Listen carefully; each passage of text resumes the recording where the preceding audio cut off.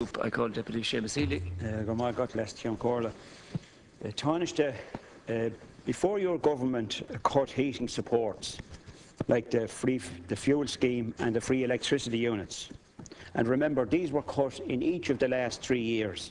In 2011 there was a reduction from 2,400 to 1,800 in the free electricity units. In 2012 the fuel scheme was cut by 6 weeks, and in 2013 the household benefits package, including the free electricity units, was cut again. Now, before these cuts, Taoiseach, we know that there were over 1,000 extra winter deaths in the Republic, and we know that the vast majority of those deaths were due to cold-related conditions, and that these cold-related conditions exacerbated underlying medical conditions like, for instance, respiratory illnesses.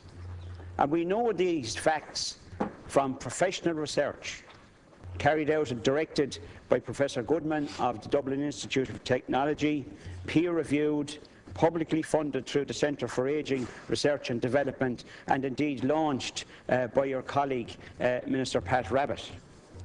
And we know that before the cuts that you introduced, that heating costs were much cheaper, were significantly cheaper in fact.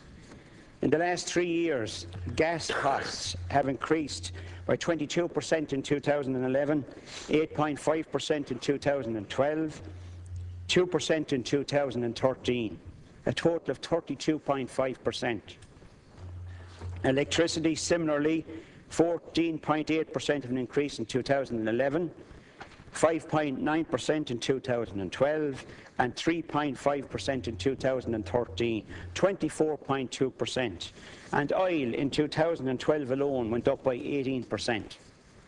We know from a recent press release from the St Vincent de Paul Society that the increase in energy bills in the last 3 years was €500 per family. Of course, that wipes out in total the value of the fuel scheme for 2013 and 2014. And we also know from the St Vincent de Paul Society that they now spend over €10 million per year for heating supports for needy families. Question, please, Deputy. The question I have, Les Cion Corla, are as follows. Is your government monitoring the increase in winter deaths due to cold-related conditions caused by your government cutbacks to heating supports? And do you know how many deaths the heating cuts have caused since 2011? And will you finally, Taoiseach, reverse these cuts, reverse these huge cuts to needy elderly families? Margaret, Taoiseach.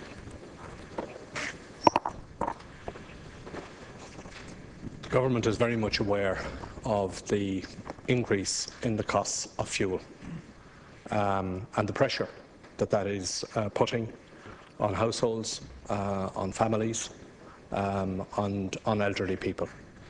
That's why there are a range of supports in place to support people with the cost of fuel. One of the things that is very clear is that the cost of fuel, cost of energy, the cost of gas, we are receivers of fuel, we're receivers of fossil-based fuels, oil and gas, and we're very much open to the way in which the price of gas, the price of oil, fluctuates on the world market. And that's why, at a strategic level, we're doing two things. One is to increase renewable energy in this country so that we reduce our dependence on oil and gas, and that we can have fuel,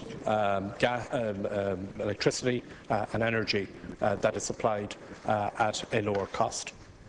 And secondly, it is why we're also addressing the issue of the retrofitting of homes so that their energy efficiency improves and the cost of heating them reduces. So far, about 250,000 homes in the country have been retrofitted. We're particularly concerned that the retrofit scheme would proceed, particularly for households with low incomes. 50 million euros has been provided to improve the insulation of 25,000 of the lowest energy efficient homes over a 3-year period. 1,000 of those now have already been done.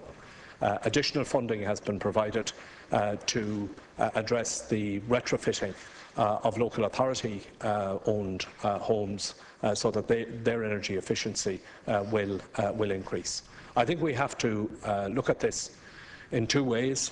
First of all, maintaining the support that we have for households through the fuel allowance, for example, but also we have to address it at the level of the energy efficiency of the home itself. And that's why the retrofitting of houses, getting a higher standard of energy efficiency and thereby reducing the cost of heating the home has to be a part of what has to be done, because ultimately that's the best way of doing it sustainably over a longer period of time. Margaret, Deputy Healy, supplementary question. Thank you, Les Corla.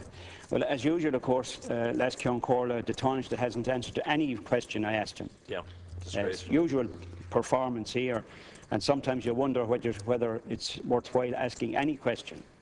But he does, of course, blame the world markets for the costs of increase in price, and well and good.